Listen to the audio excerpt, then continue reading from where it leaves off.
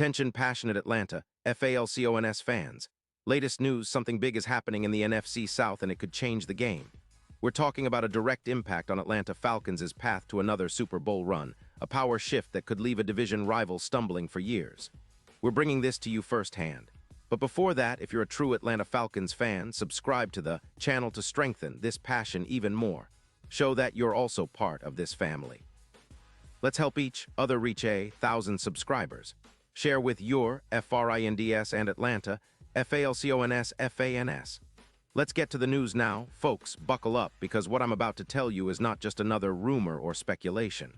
This is something that could shake up the NFC South in a way we haven't seen in recent years. Imagine a blockbuster trade, one that brings a veteran linebacker, someone who has been a cornerstone for the San Francisco 49ers defense, right into the heart of Atlanta. That's right. The buzz around the league right now is that the 49ers, currently sitting at a record of 4-4 in the 2025 season and facing some serious cap crunch issues, are considering trading Fred Warner to the Falcons. And this isn't just a small move, it's a game changer. A move that could alter the entire landscape of the NFC South and even shape the Falcons' Super Bowl aspirations for the next few years. Let's first look at the context. The 49ers, despite their strong defense, are in a bit of a financial bind. They're over the cap by about $12 million for 2026, which is a significant hurdle for a team that's been built to contend.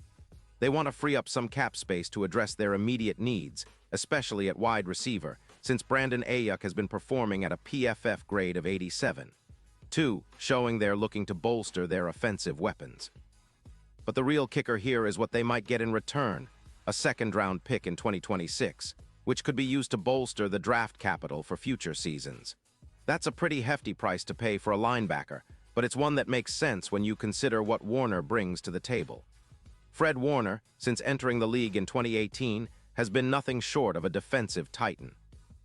As of September 15, 2025, he's accumulated over 250 tackles in his career, making him a tackling machine. And that's not all. He's also recorded 12 interceptions and 9 sacks, showcasing his versatility and ability to impact the game in multiple ways.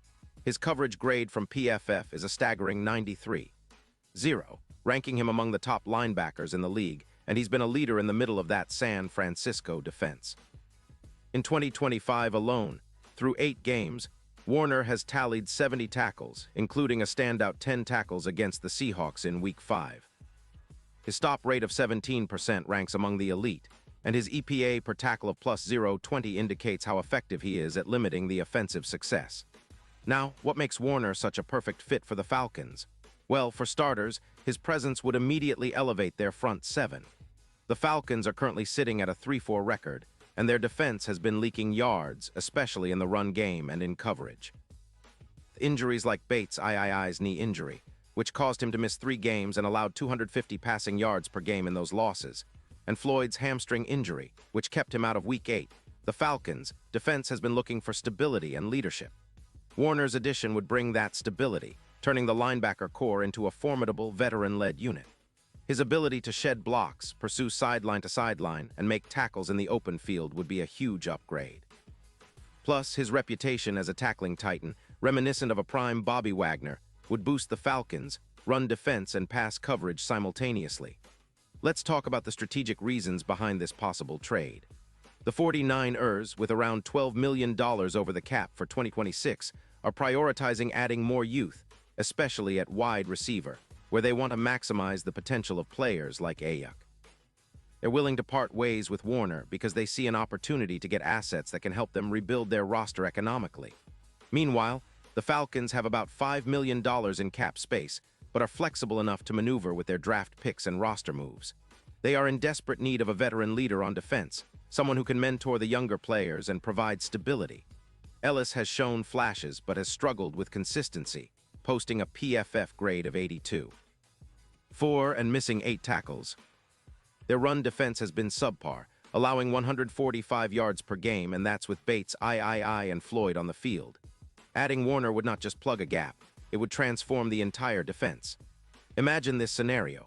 Warner joins the Falcons, and suddenly the front seven becomes a force to be reckoned with. Ellis, boosted by Warner's leadership, could see his tackle numbers skyrocket, potentially reaching around 130 in the season. His EPA per play would improve, going from -0.12 to around 22, demonstrating a more disruptive presence.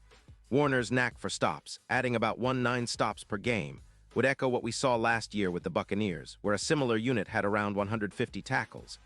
This addition would also significantly improve the Falcons' ability to contain explosive running backs, reducing their yards per carry from 4.6 down to about 4.0. And it's not just about stopping the run. Warner's presence would help reduce penalties, which have been a problem, with 52 penalties committed in 2025.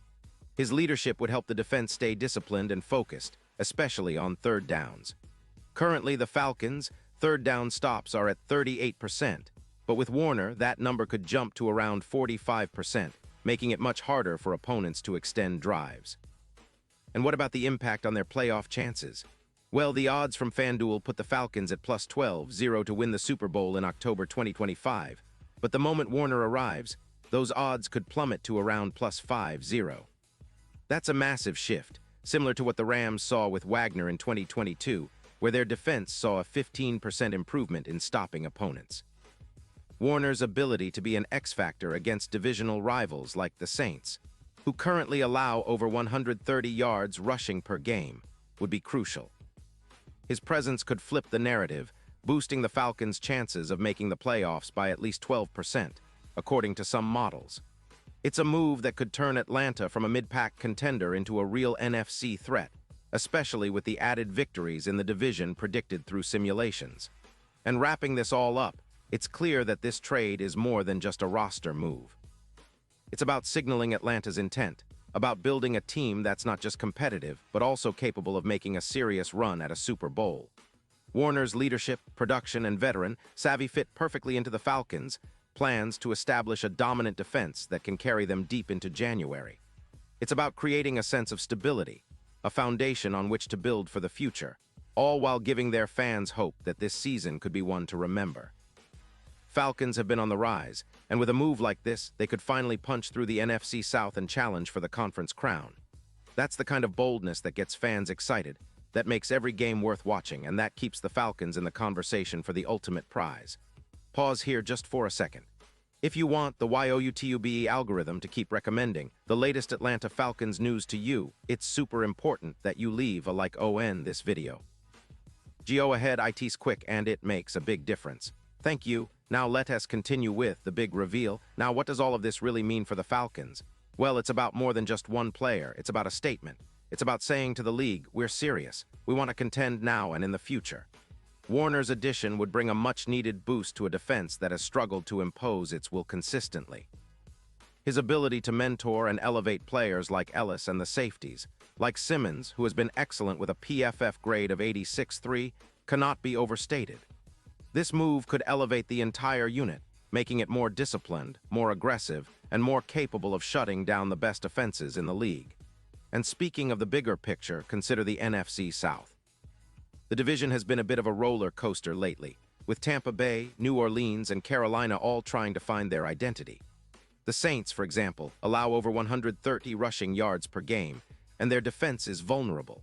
With Warner in Atlanta's lineup, the Falcons could turn that division into their playground.